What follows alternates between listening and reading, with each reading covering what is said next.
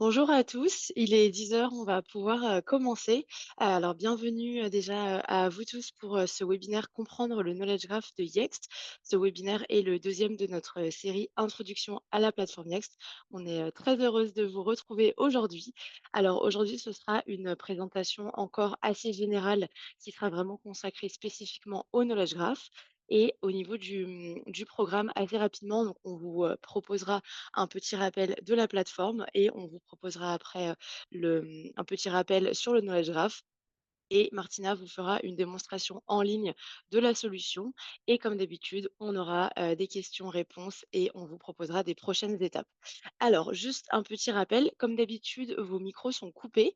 Donc, si vous avez des questions, vous pouvez utiliser le petit bouton Q&A avec le point d'interrogation en bas de votre écran Zoom. On pourra comme ça répondre à vos questions, soit durant le webinaire, soit pendant la session de questions-réponses. On a également prévu des petits sondages et des quiz pour pouvoir rendre la séance un petit peu plus interactive et pouvoir vous connaître un petit peu mieux. Et on aura à la fin du webinaire, on vous partagera un sondage également pour pouvoir connaître un petit peu votre avis. Alors, on va pouvoir se présenter, pardon, tout d'abord pour commencer. Alors, moi, je m'appelle Alice, je fais partie de l'équipe de conciergerie ici à Yext, je suis basée à Berlin. Mon rôle, c'est d'aider les clients et nos clients à optimiser et gérer leur présence digitale grâce à la plateforme Yext. Et donc, j'anime des webinaires comme celui-ci où je fournis des bonnes pratiques et des conseils à tous nos clients. Et aujourd'hui, j'ai avec moi Martina qui va vouloir se présenter. Merci beaucoup Alice. Bonjour à tous et merci d'être venu à notre webinaire. Je m'appelle Martina, je suis italienne et je suis basée à Londres et je fais partie de l'équipe de training et and education. Mon rôle est celui de créer du contenu, de créer des sessions, des webinaires comme celui qu'on fait aujourd'hui pour nos utilisateurs dans différentes langues et je travaille avec Alice pour faire en sorte que nos utilisateurs ont la meilleure expérience avec Yext et que tout le monde puisse comprendre mieux comment utiliser les outils dans la plateforme. Et passons maintenant aux objectifs. Oui, merci Martina. Alors aujourd'hui, comme toujours, on a 3 objectifs, après cette session. Donc tout d'abord, ce sera de décrire les fonctionnalités principales du Knowledge Graph. On vous donnera ensuite des exemples de bonnes pratiques pour pouvoir structurer les données dans le Knowledge Graph. Et enfin, on vous expliquera le processus de mise à jour des données en masse via le téléchargement d'une feuille de calcul. Alors, si vous avez participé à notre précédent webinaire, on a une petite question pour vous qui va pouvoir s'afficher. Alors, je vais lancer le quiz qui va s'afficher sur votre écran, pardon. Alors, voilà, vous devriez voir la question. Donc, avez-vous déjà utilisé le Knowledge Graph de Yext? Donc, c'est tout simplement oui ou non. C'est pour pouvoir vous connaître un petit peu mieux. Et je vois que la plupart d'entre vous avaient déjà répondu très rapidement. Alors, merci à tous d'avoir voté. Je vais pouvoir vous partager les résultats. La majorité d'entre vous, vous êtes déjà connectés à la plateforme.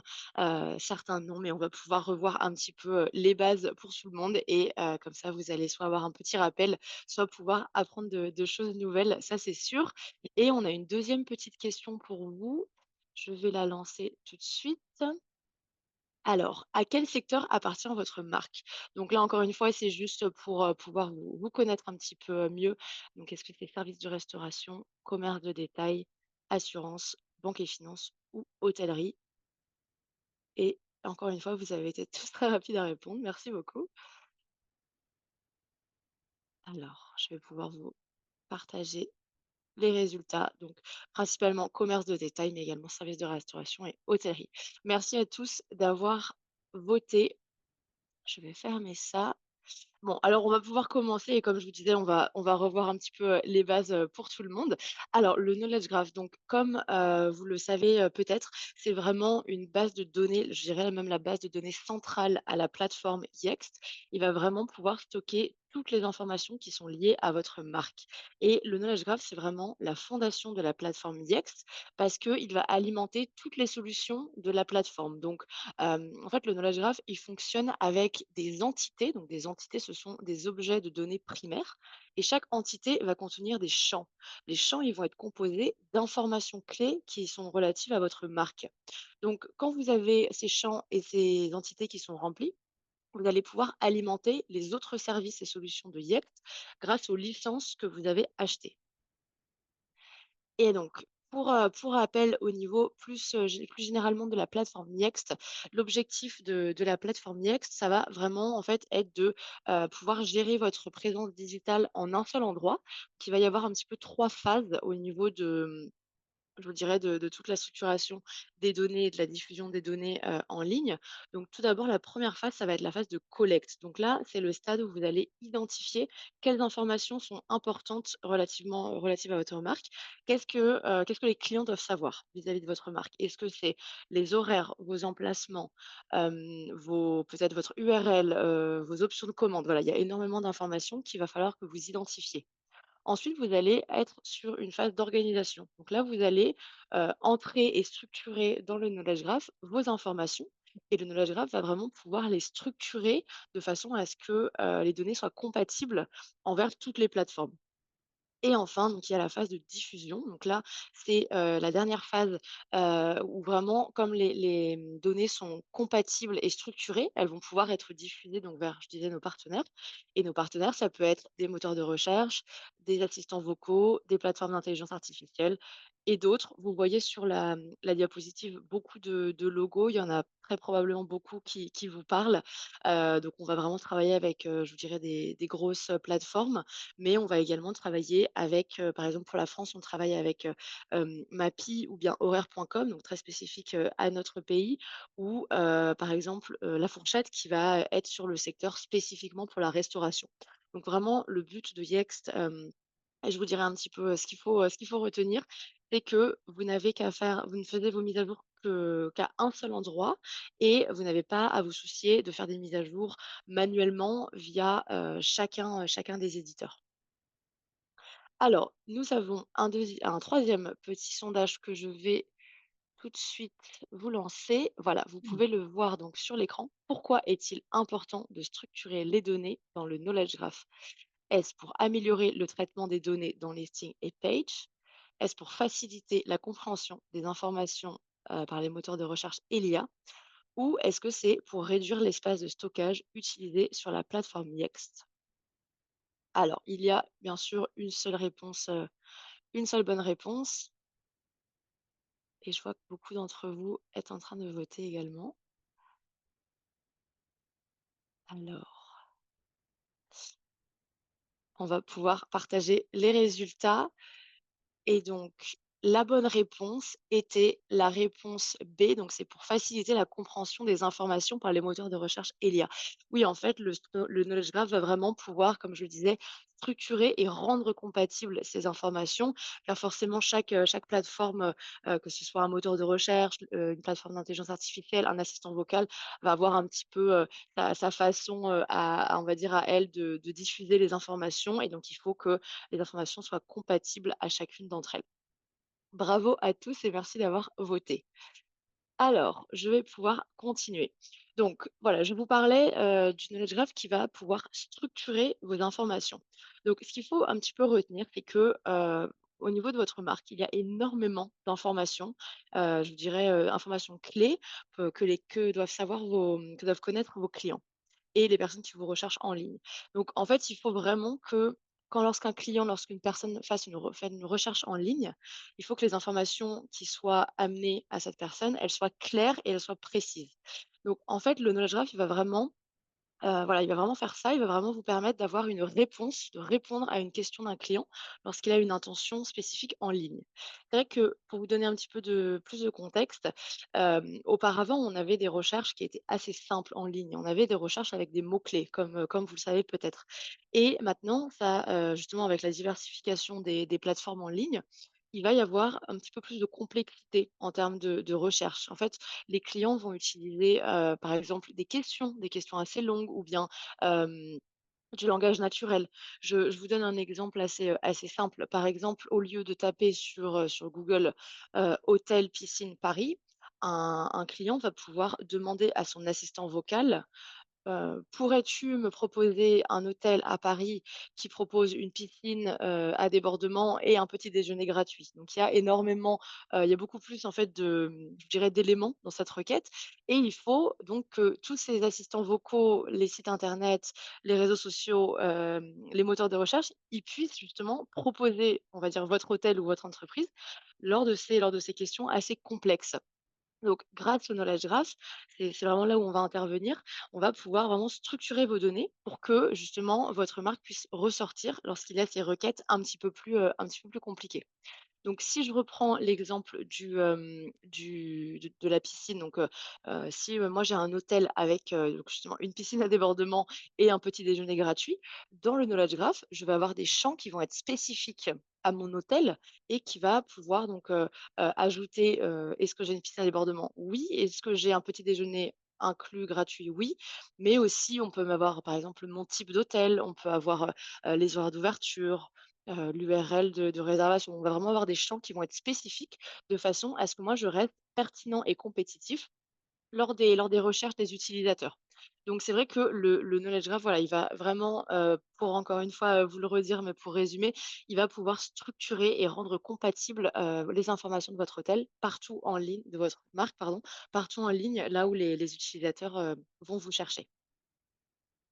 Et donc, c'était un petit exemple pour un hôtel, mais je vais pouvoir vous donner 2 autres exemples un petit peu plus, précis peut-être pour vous aider, à vous faire une idée. Alors, je prends par exemple l'exemple du commerce de détail. Donc en fait, un commerce de détail, il peut y avoir énormément de types d'entités. Donc ce qu'on appelle type d'entité, ça va être par exemple donc un établissement. Un établissement, ça peut être un magasin. Un magasin, il va devoir avoir des champs qui sont spécifiques à son magasin. Donc ça va être par exemple le nom, l'adresse, le numéro de téléphone, les horaires d'ouverture, les options de paiement. Donc vraiment, imaginez des champs spécifiques à ce magasin. Et on va avoir par exemple aussi, imaginons un service. Donc un service, ça peut être quoi? Ça peut être un produit. Est-ce qu'il y a la livraison à domicile? Est-ce qu'on a un programme de fidélité? Des cartes cadeaux? Voilà, ça va être vraiment des produits qu'un magasin peut offrir.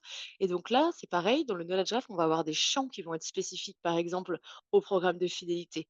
On va pouvoir avoir le champ pour le nom. On va pouvoir avoir un appel à l'action. Donc par exemple, un URL pour pouvoir, souscrire au programme de fidélité.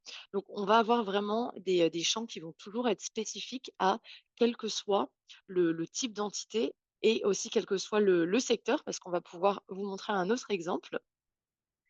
Merci Martina. Par exemple, pour donc les services de restauration, donc encore une fois ici, un type d'entité pourrait être par exemple donc un restaurant. Donc là, encore une fois, le restaurant, il va avoir des champs vraiment, je vous dirais un petit peu plus génériques. Donc ça peut être encore une fois le nom, l'adresse, le numéro de téléphone, mais spécifique à ce restaurant, et je vous dirais même au type d'entité restaurant. Là, on va pouvoir avoir l'URL du menu, la gamme de prix, l'URL de réservation. Donc là, on a des champs un petit peu plus spécifiques. Par exemple, si un restaurant organise un événement, on va pouvoir organiser donc, créer notre événement en tant qu'entité dans Yext et il y aura des champs relatifs à cet événement. Donc là, encore une fois, le nom, mais ça peut être aussi le lieu, les horaires de l'événement, les enfants sont-ils acceptés, l'événement est-il gratuit? Voilà, vraiment, ce qu'il faut vraiment retenir, c'est qu'il y a, je dirais un petit peu, il y a des champs pour tout type d'entité et pour, tout secteur d'activité pour vraiment vous permettre, à rester compétitif et pertinent au niveau des recherches en ligne. Et voilà, donc là, encore une fois, c'est un petit peu plus pour résumer, encore une fois, mais donc le knowledge graph, il va vraiment vous permettre donc de structurer vos données. Donc c'est vrai que, vous pouvez vraiment y ajouter toutes les informations, qui sont importantes au niveau de votre marque. Je vous dirais même qu'il faudrait, mettre le plus d'informations possible, de façon à ce que les clients et les consommateurs puissent vraiment trouver, une réponse à chacune de leurs questions et de façon à ce que votre marque puisse apparaître à chaque recherche et c'est vrai que On va pouvoir, maintenant un petit peu, vous préciser toutes les solutions. On l'a fait dans notre, webinaire précédent si ça vous intéresse, mais le Lunage Graph va vraiment pouvoir alimenter chaque solution de Yext, donc que vous voyez à l'écran et voilà, on va vraiment pouvoir comme ça, vous permettre d'être le plus performant en ligne au niveau de votre présence digitale et je vais passer ma parole à Martina qui va vous faire une démonstration. Merci Alice. Ah, on va passer maintenant à notre démo. Vous êtes probablement habitué si vous avez déjà suivi notre premier webinaire. Aujourd'hui, du coup, on va se concentrer sur le Knowledge Graph. Vous allez voir dans notre dashboard, bien sûr, c'est un account qu'on a créé justement pour nos webinaires. Vous allez retrouver vos données spécifiques et les solutions à gauche que vous voyez ici vont être celles qui sont accessibles pour votre compte. Alors, commençons par le Knowledge Graph. Une fois qu'on va sur le Knowledge Graph, on va sélectionner dans l'onglet Entité. Et je voulais vous montrer un peu. Bon, j'ai vu que presque tout le monde aujourd'hui a déjà effectué le login. Du coup, vous savez déjà un peu comment le knowledge graph est structuré. On va voir un peu de manière générale. Sur la gauche, vous voyez des onglets spécifiques pour les typologies d'entités. Alice vous a parlé justement des typologies d'entités. Ici, vous avez à disposition éducation, établissement, FAQ, hôtel, profession, service, restaurant et beaucoup d'autres. Vous avez aussi les dossiers et les intitulés. Et ces deux onglets spécifiques ont été créés par IAX pour organiser les données. C'est-à-dire que, prenons l'exemple d'un commerce de détail, si vous avez des magasins dans différentes villes, dans différents pays, dans différentes régions, vous pouvez justement structurer vos données en dossier pour faire en sorte que vous ayez le dossier région, le dossier ville, les dossiers macro-région. Et les intitulés, c'est des tags qu'on va mettre à des entités. Du coup, si on prend toujours notre exemple du commerce de détail, on peut avoir des entités qui ont une intitulé associé pour tout ce qui est magasin, nouveau magasin ouvert. Du coup, à chaque fois que vous ouvrez des magasins, vous pouvez rajouter une intitulé.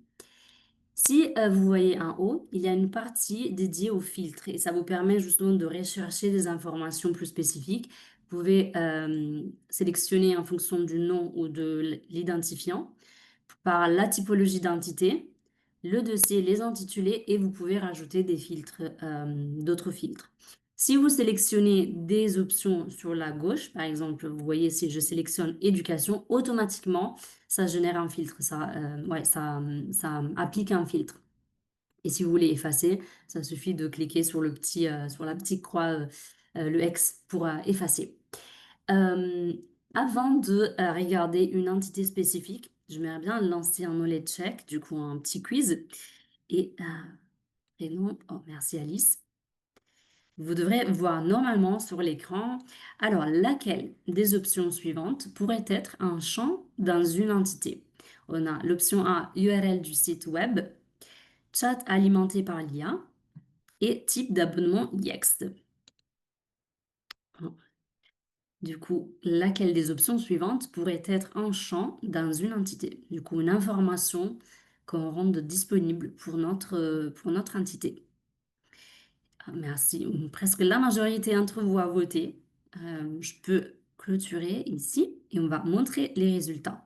La bonne réponse, c'était la réponse numéro la A, du coup la première, c'est-à-dire le URL du site web. Et c'est très important parce que justement, à chaque fois un client ou un utilisateur va chercher et trouve votre marque, a la possibilité de cliquer sur le URL du site web et qui va renvoyer directement sur le site. Parfait. Alors, prenons justement un exemple concret dans notre knowledge graph. On va prendre l'exemple de l'entité, le type d'entité restaurant. Et comme vous pouvez voir, Alice vous a dit il y a plein de champs disponibles. Et les champs, c'est justement des informations que vous allez remplir pour votre marque. Sur la gauche, On a disons, des catégories de champs. Du coup, par exemple, on a les informations principales, le détail de l'entreprise, les réseaux sociaux, les champs dédiés à Google. Il y en a beaucoup d'autres. Vous pouvez filtrer justement les champs. Par exemple, justement, on parlait de URL. Je peux sélectionner URL et vous voyez tous les champs qui concernent le URL. Je peux aussi filtrer en fonction des annuaires. Les annuaires, c'est tous les partenaires avec lesquels on travaille. C'est tous les sites, les points digitaux où les informations sont affichées relativement à votre marque. Et ici, par exemple, je peux sélectionner en fonction de l'annuaire et voir c'est quoi les champs qui sont importants, obligatoires ou recommandés en fonction de l'annuaire. Prenons l'exemple de Apple. Apple, vous voyez, il y a un petit tag sur les champs en fonction justement si le champ est obligatoire ou par exemple si le champ est recommandé. Comme d'habitude, on recommande de remplir le plus d'informations possible, surtout si vous avez accès à toutes les informations. Et ça parce que Alice vous a vraiment bien expliqué comme maintenant la recherche est vraiment diversifiée. Il y a plein de points digitaux différents avec des langages beaucoup plus naturels. Et c'est important de distribuer les informations de manière cohérente et efficace. Alors, comme vous pouvez voir dans les champs, vous les trouvez, j'espère que ça se voit des petits points rouges. Et là, c'est les champs obligatoires. Du coup, une entité pour être présente et pour vivre, être populée dans notre knowledge graph doit avoir au moins les informations relatives au nom, catégorie, adresse et l'identifiant pour être créé. Et après, vous voyez beaucoup d'autres informations. Pour changer manuellement les informations, vous voyez un petit crayon qui vous permet justement de changer vos informations directement concernant l'entité. Ici, c'est l'exemple des horaires. C'est important d'avoir toujours des horaires à jour pour que vos utilisateurs puissent justement trouver les bonnes informations. Et à droite, vous allez trouver des informations concernant qui a accès à l'entité, du coup les utilisateurs. Si vous travaillez en équipe, sûrement il y aura des personnes qui ont accès, du coup des utilisateurs qui ont accès à la visibilité de cette entité. Les mises à jour programmées, vous pouvez rajouter une mise à jour. Ça peut être l'exemple si vous savez déjà que vous voulez changer les horaires de votre magasin, je sais pas, à partir de janvier, vous savez déjà que vos magasins, vos hôtels, bon, les hôtels c'est un peu différent, mais les restaurants, vos services vont changer les horaires. Vous pouvez déjà planifier une mise à jour ici.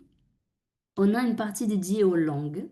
Il y a toujours une langue principale, dans ce cas-là, c'est la langue anglaise, comme vous pouvez voir, mais il y a aussi d'autres langues. Et si je sélectionne sur la langue, vous voyez que justement, il y a des champs qui vont être automatiquement traduits. Et c'est les champs en gris, vous voyez, où vous n'avez pas accès vous pouvez pas justement modifier l'information. Et cela signifie que la traduction est faite de manière automatique. Les champs où il y a un petit crayon à côté, ben, c'est là où vous devez et vous pouvez justement faire la traduction. Prenons l'exemple des FAQ, des Frequently Asked Questions. C'est là où vous pouvez justement traduire les informations dans la langue. On vous invite vraiment à prendre du temps à essayer de remplir le plus d'informations possible. Et avant de passer à la prochaine étape, qui va être, disons, celle qui va vous permettre une bonne pratique sur comment changer les données, on aimerait bien lancer un nouveau quiz. Merci Alice. Du coup, la question c'est, où les données issues du Knowledge Graph peuvent-elles apparaître? Moteur de recherche, réseaux sociaux, assistantes vocaux ou toutes les bonnes réponses déçues. Il y a une seule option qui est la bonne. Du coup, moteur de recherche, réseaux sociaux, assistantes vocaux, toutes les réponses ci-dessus. Alors, on a presque tout le monde qui a voté, qui a participé. On peut, je dirais, clôturer le poll et on va partager les résultats.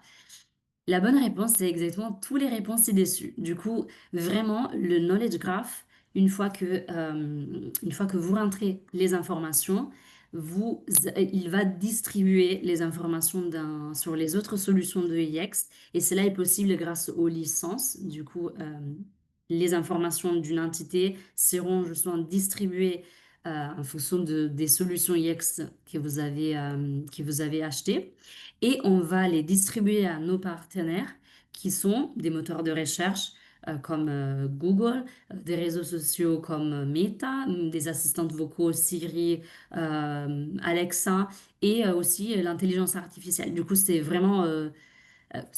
bien sûr les moteurs de recherche, mais aussi tout le reste. Et voilà, maintenant on va passer à une nouvelle étape.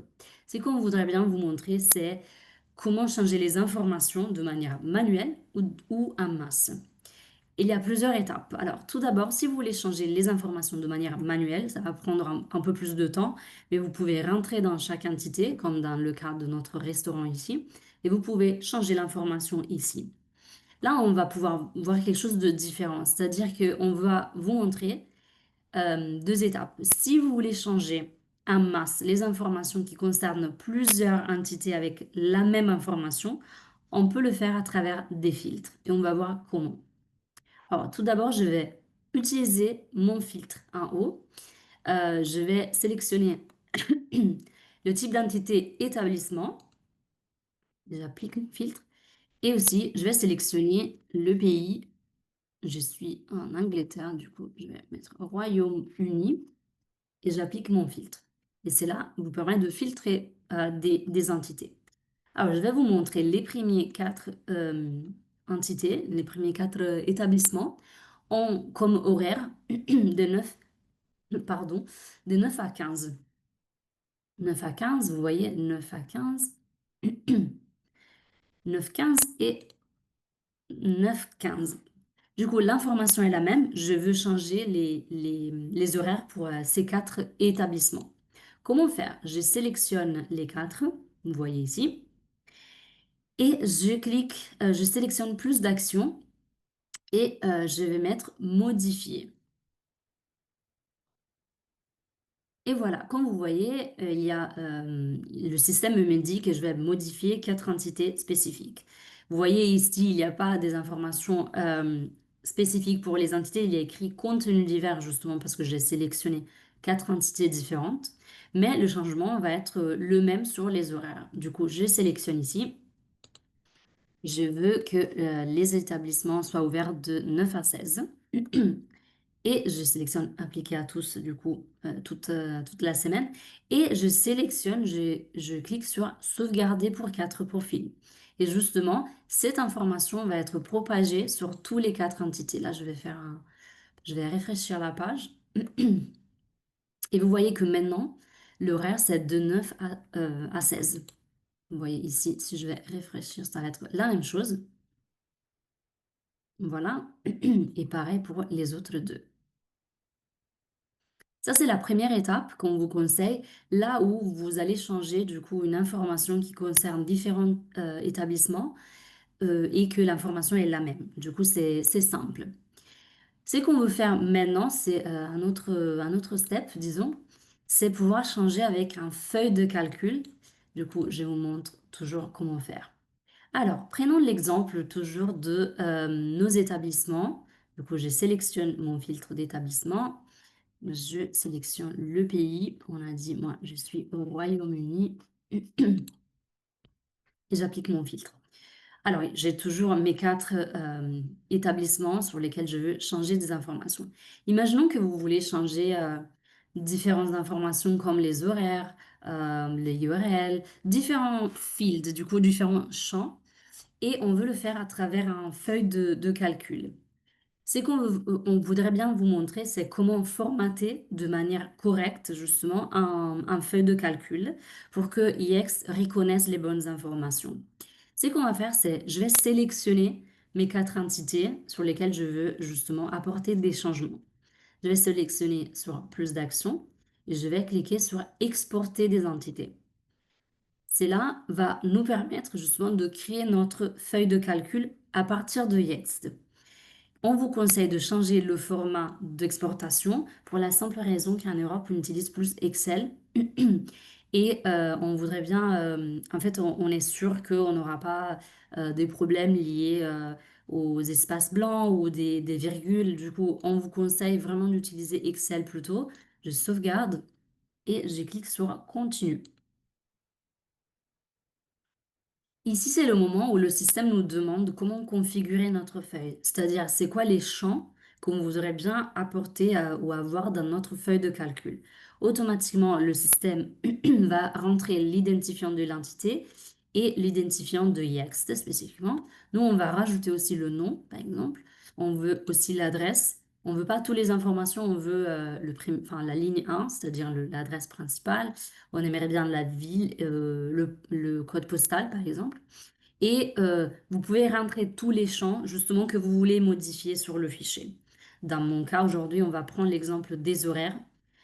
Si un jour vous voulez changer, justement, si vous êtes un restaurant, vous voulez changer l'adresse URL du menu ou le numéro de téléphone spécifique, le fax. Bon, je ne sais pas si encore il y a des fax, mais les médias, il y a vraiment beaucoup, beaucoup de champs. Vous sélectionnez tous les champs dont vous avez besoin et surtout que vous voulez retrouver dans le feuille de calcul. Je vais cliquer sur Continue et le système va justement exporter un feuille de calcul. Je vais l'ouvrir pour vous montrer. Alors, voilà. Vous devrez normalement le voir.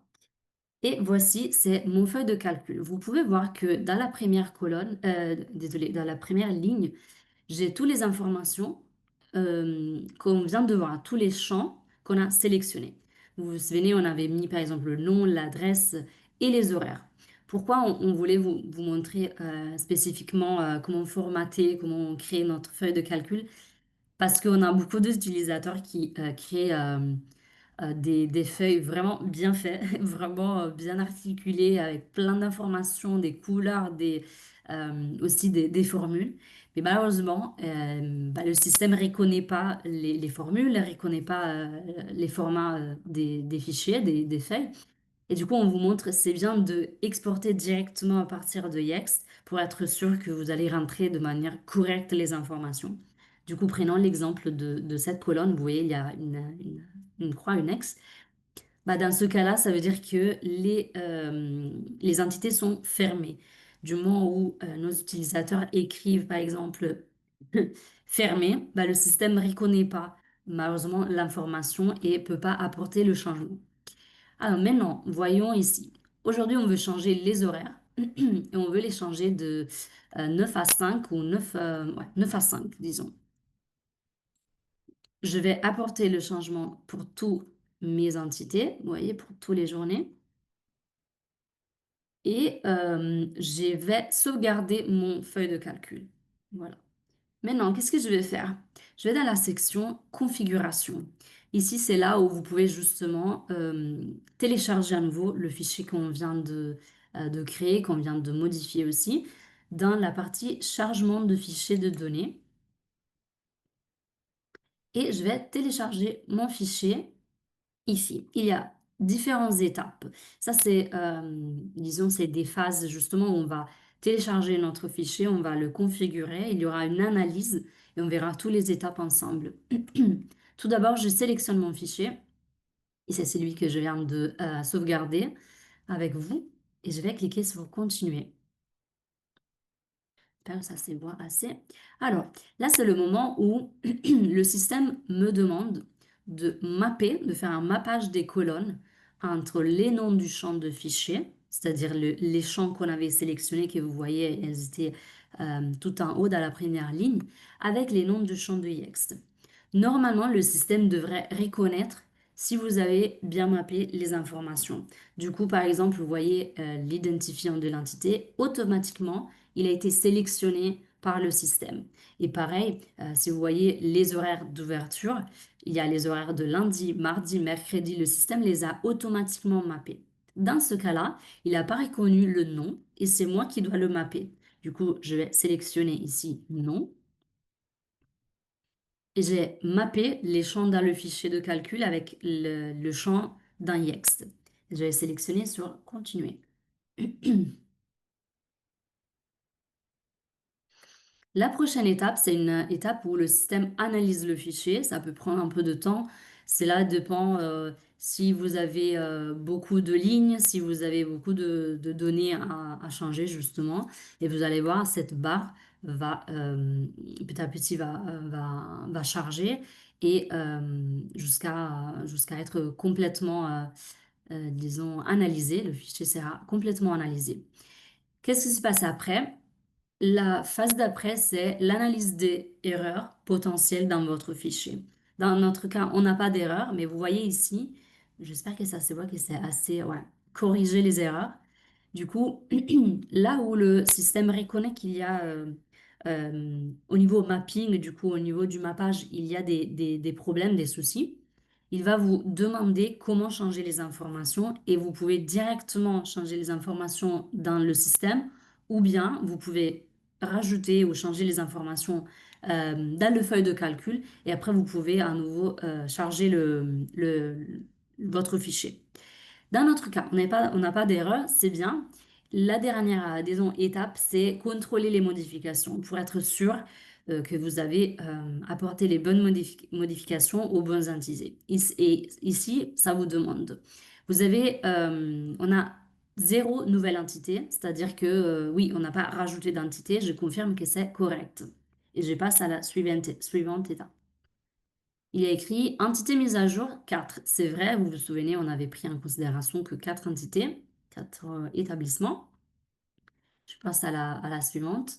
Zéro entité non modifiée, c'est vrai parce que j'en ai fait effectivement 4. Du coup, j'ai zéro, enfin, entité zéro non modifiée. Et il y a 1113 entités manquantes, c'est-à-dire que oui, effectivement, j'ai apporté la modification seulement à 4. Et je vais cliquer sur soumettre les modifications.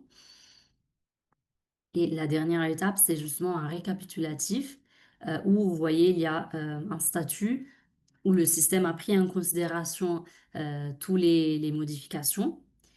Vous inquiétez pas si ça charge pas, vous pouvez rafraîchir la page. Bon, là c'est à 93, je rafraîchis la page et vous voyez normalement que ouais, c'est terminé. Encore une fois, ça peut prendre plus ou moins de temps en fonction de combien d'entités vous modifiez et vous sélectionnez sur terminer. Et c'est comme ça que vous pouvez justement apporter plusieurs modifications.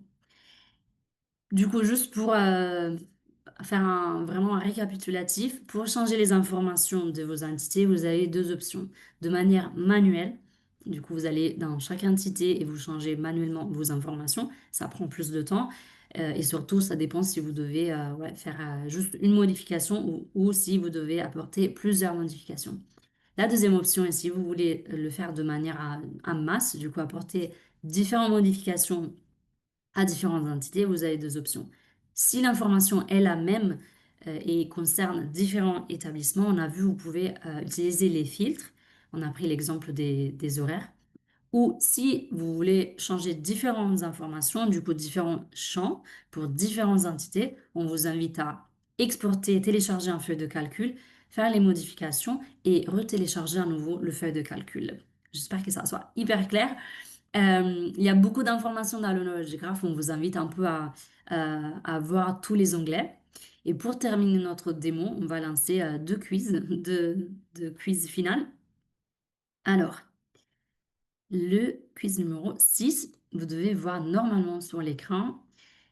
Que pouvez-vous faire désolé, avec un téléchargement, du coup l'upload d'une feuille de calcul d'un Yext? Et vous avez quatre options. Vous avez créer des entités dans le Knowledge Graph, mettre à jour des entités existantes, créer des nouveaux utilisateurs et toutes les réponses déçues. Du coup, que pouvez-vous faire avec un téléchargement d'une feuille de calcul d'un Yext? Bah, parfait, on est presque tout le monde a voté. J'ai eu un petit souci, je suis de Oh, retour. ouais, j'ai eu, t'inquiète. Là, on est sur notre presque dernier quiz. Là, je vais montrer les résultats. Du coup, c'est tous les réponses déçues. Exactement, vous pouvez créer des entités. Nous, aujourd'hui, on a vu spécifiquement comment mettre à jour des entités existantes. Vous pouvez aussi créer des nouveaux utilisateurs. Vous pouvez faire vraiment beaucoup de choses et on vous invite aussi à consulter le centre d'assistance. Après, on va vous donner les informations. Mais là, vous pouvez aussi trouver tout ce qui est modèle. Vous pouvez voir comment formater vos fichiers, vos feuilles de calcul. Et on va lancer le dernier.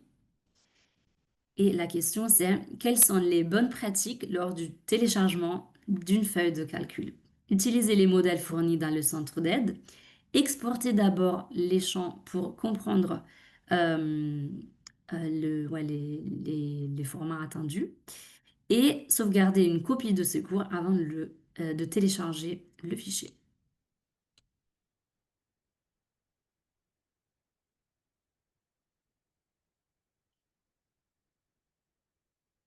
Ben, parfait, je vois que beaucoup d'entre vous ont voté. C'est bien. On espère vraiment que ouais, ça peut vous aider justement à utiliser le feuille de calcul et on peut la feuille de calcul, désolé, partager. Bah, c'est tous les réponses sont correctes. Vous pouvez vraiment l'utiliser de manière à diversifier. Vous pouvez utiliser justement les modèles fournis dans le centre d'aide. Vous pouvez exporter d'abord comme on a fait nous dans la démonstration pour comprendre quel champ, comment formater. Et vous pouvez aussi sauvegarder ouais, une copie de secours. Et on peut passer à... Voilà, on peut normalement attendre. Alice, je vais me remettre sur la présentation pour passer justement aux prochaines étapes. Parfait, merci beaucoup. Alors effectivement, on a 3 actions, en fait, on vous laisse avec 3 actions à réaliser pour que vous puissiez un petit peu mettre en pratique, ce qu'on a vu aujourd'hui. Donc la première étape, c'est d'ouvrir le knowledge graph et que vous complétiez 3 entités réelles. Donc en fait, vous pouvez ajouter vraiment le plus d'informations possible, relatives à ces entités. Ensuite, une fois que cela est fait, vous allez pouvoir exporter les champs d'une entité, donc celle que vous venez de remplir, à l'aide de l'outil d'exportation avec une feuille de calcul, comme Martina vient de vous le montrer. Et la troisième étape, c'est de vous rendre dans le centre d'aide pour pouvoir consulter les modèles disponibles et pour pouvoir obtenir des réponses à vos questions ou bien voilà, pouvoir regarder un petit peu quelles sont les bonnes pratiques. Alors, on a comme promis un petit peu de temps pour des questions. Si vous en avez, n'hésitez pas à les ajouter dans la section Q&A. Je ne sais pas, Lise, si tu veux répondre à la question qu'on a eue justement dans le Q&A pour voir si ça peut être utile pour d'autres gens. Ça peut être Bien intéressant. sûr, tout à fait. Alors une personne nous a demandé: «Est-ce qu'on peut mettre un lien temporaire vers un événement organisé en magasin?» Et donc, j'ai répondu à cela qu'en fait, on peut créer une entité qui va être, un événement, donc type d'entité événement, pour pouvoir, ajouter vraiment des informations qui sont relatives à cet événement. Car vous aurez notamment des champs spécifiques à ce type d'entité, donc à l'événement. Donc ça peut être les horaires de l'événement, le s'il y a un lien d'inscription, s'il y a, une tranche d'âge, par exemple, je sais pas, au niveau des enfants, il y a, enfin, il peut y avoir énormément de choses, qui peuvent être relatives à votre événement, donc vous pouvez vraiment les ajouter, voilà, dans un type d'entité événement. Alors, nous avons une autre question. Bonjour, je remarque un champ produit dans le knowledge graph et je ne sais pas à quoi ça sert et comment l'alimenter. Alors justement, le champ produit, ça va être par exemple, si je reprends mon exemple, du service de c'était pardon, la vente de détail. Mm. Un service, ça peut être un produit pardon, ça peut être par exemple, hem, un, le programme de fidélité, ça peut être aussi, les la commande, ça peut être, enfin vraiment quelque chose en fait qui serait spécifique à votre secteur d'activité et en fait un petit peu à votre marque. Alors après sachez que si forcément vous n'avez pas forcément, un type d'entité à remplir, je veux dire, par exemple, imaginons que vous avez un restaurant et vous n'organisez pas d'événement, bien sûr, pas besoin d'organiser, de rentrer des informations dans le type d'entité événement.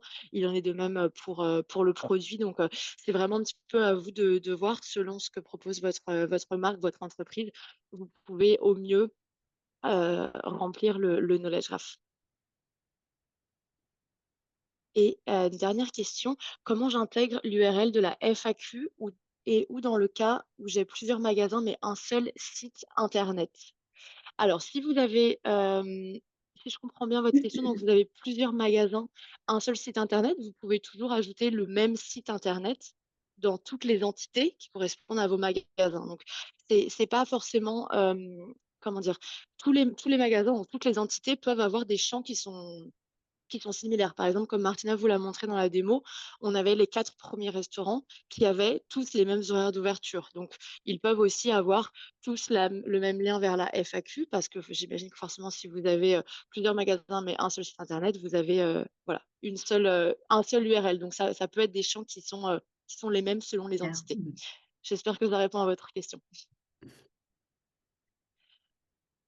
Alors, nous n'avons pas d'autres questions. Je pense qu'on va pouvoir passer. Merci d'avoir confirmé. Voilà, on va pouvoir passer, à la suite comme on est assez pris par le temps. Alors, donc, je vais, moi, tout d'abord, vous copier le lien. Nous avons donc aujourd'hui terminé avec cette session Comprendre le knowledge graph de Yext. Notre prochaine session, c'est la semaine prochaine. C'est une session qui sera vraiment dédiée sur la solution Yext Listings. Donc, ça peut être très intéressant pour vous si vous n'avez pas forcément de connaissances à ce sujet. Si vous, à l'inverse, avez des bases et vous souhaitez les développer un petit peu, je vous envoie tout de suite dans le chat le lien d'enregistrement enfin le lien pardon pour vous inscrire si ce n'est pas déjà fait. On espère vraiment vous retrouver nombreux la semaine prochaine et nous aurons également le 4 décembre une session spéciale pour préparer votre marque, pour la période des fêtes donc pouvoir, voilà, inscrire toutes les informations qui peuvent être utiles pour la période des fêtes. On vous enverra bien sûr, le lien d'inscription, très bientôt et on aura bien sûr d'autres sujets qui seront, probablement dans le courant de l'année prochaine, qui seront, créés et on pourra vous les partager, au fur et à mesure. Et la dernière chose, dont on voudrait vous parler aujourd'hui, donc c'est le centre d'aide. Pour ceux qui étaient là, à la dernière session, donc vous le savez sûrement, on a un centre d'aide qui est, vraiment très, très, très, bien fait, où vous allez trouver toutes les informations relatives à toutes les solutions de Yext. Vous allez aussi pouvoir, voilà, merci, vous le montre, tout de suite en direct. Donc l'adresse est help.yext.com et vous voyez sur le knowledge graph, vous avez toutes ces sections qui vont vraiment pouvoir, vous répondre à vos questions ou vous donner le plus d'informations possible, sur le knowledge graph et les autres solutions et on a également une adresse email de support si besoin, voilà. Merci Martina. help@yext.com si vous avez des questions peut-être plus spécifiques à votre marque ou, peut-être plus, un petit peu plus précises, n'hésitez pas. Merci, beaucoup, à vous tous d'avoir pris le temps d'être avec nous, aujourd'hui. Et bonne journée. Merci beaucoup. Très bonne journée à tous. Au Au revoir. revoir.